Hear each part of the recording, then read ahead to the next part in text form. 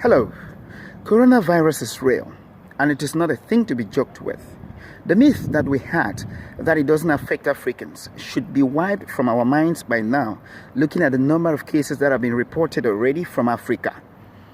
At least 46 countries have already reported at least a case from Africa, with more than 1,500 cases confirmed positive with coronavirus.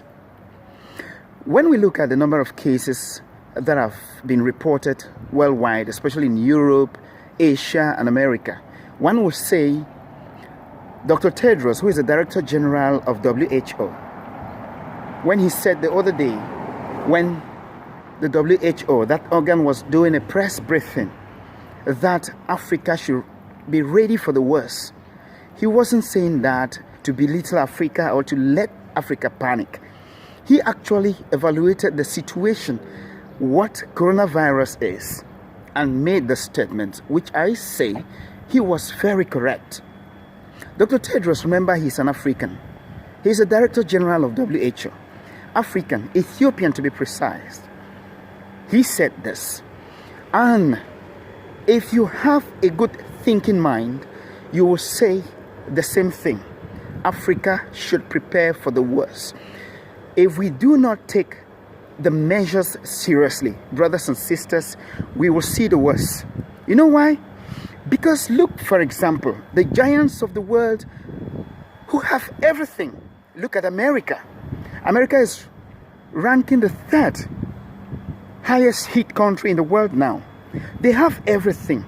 Their health facility is sophisticated, wonderful equipment, the best physicians in the world, the best laboratory technicians and doctors in the world are owned by these countries. But look at what coronavirus is doing there.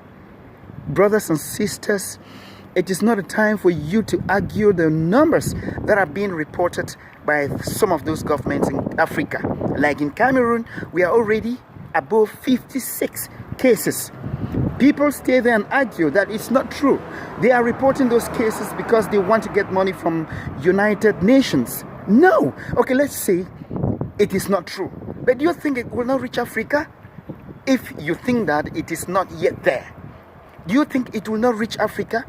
See, we want to make this thing, somebody said the other day that we're making people to panic. Let people panic and respect the precautionary measures. If you panic about the coronavirus, you will respect the precautionary measures. Do you know how many people have died in Italy already? Italy, that has a population of only 60.4 million, has lost more than 6,000 people. Italy has doubled the number of people who have died in China. China has just lost above 3,000. Italy is on 6,000. America, the same. America has lost so many people already. Do you understand? Can you just try to evaluate what is happening? Do you know the equipment, the kind of hospitals and the doctors these people have? Yet they have lost this number of people. Brothers and sisters, this is not the time to argue. Please, let us stay at home. If you don't have anything very important to do outside, stay at home. If you must go outside, make sure you monitor, you observe the precautionary measures as strictly as possible. Don't neglect anyone, because when this thing goes to Africa deeply, only God knows what is going to happen there. But we pray as we are observing the precautionary measures. Let's go down also on our knees to pray that God should help us. Keep a safe distance with people who are showing symptoms. And even if somebody is not showing symptoms, keep a safe distance, at least 2 meters from that person.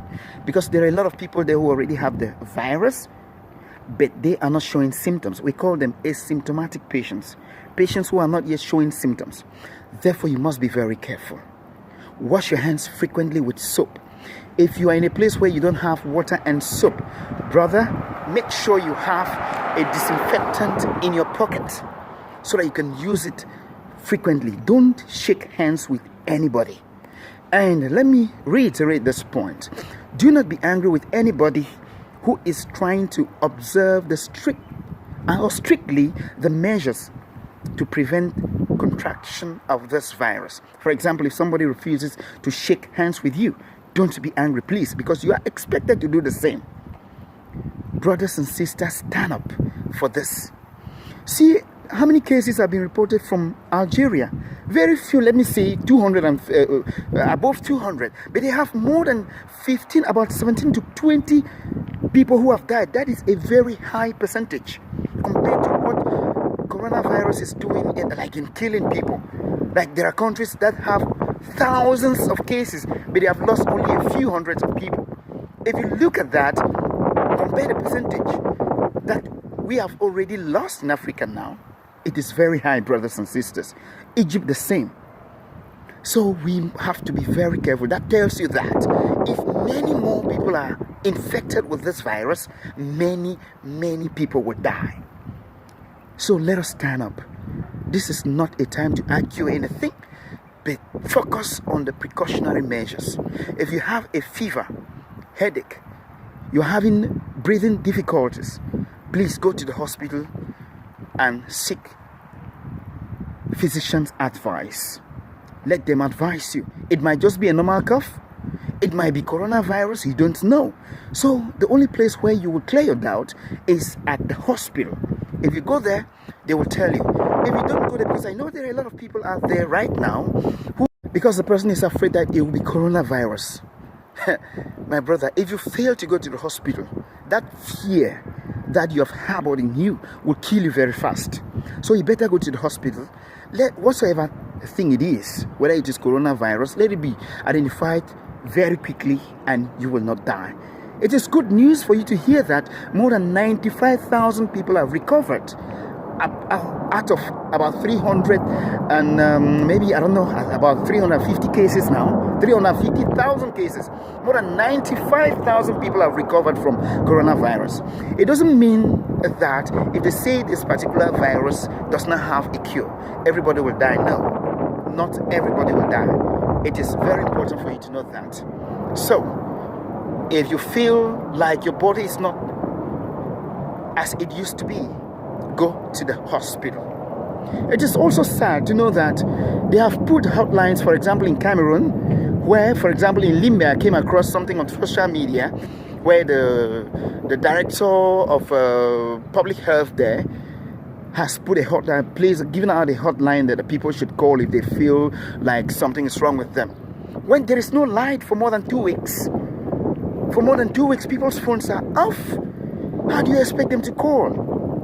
How do you really expect them to call? It is a sad situation, really. There's somebody who really be having a difficult situation right now and really want to call, but the phone is not on. No electricity. It is a sad thing. The government should also play their role very well. We don't even have hospitals where we can quarantine more than 50 people. We don't even have hospitals where we can really isolate patients. We don't have respirators, ventilators. We don't have. So, brothers and sisters, be very careful. Be very, very careful and observe the precautionary measures that you know out there. Wash your hands frequently with soap. Do not touch your face. If you put on a mask, let it only be where you have gone, maybe where you have a lot of people around, but don't touch the mask, because there's a tendency that you must have come across. Maybe your hands must have touched the virus somewhere, and as while you're trying to adjust your mask on your face, you get yourself contaminated. It passes through the mouth, through the nose and the eyes.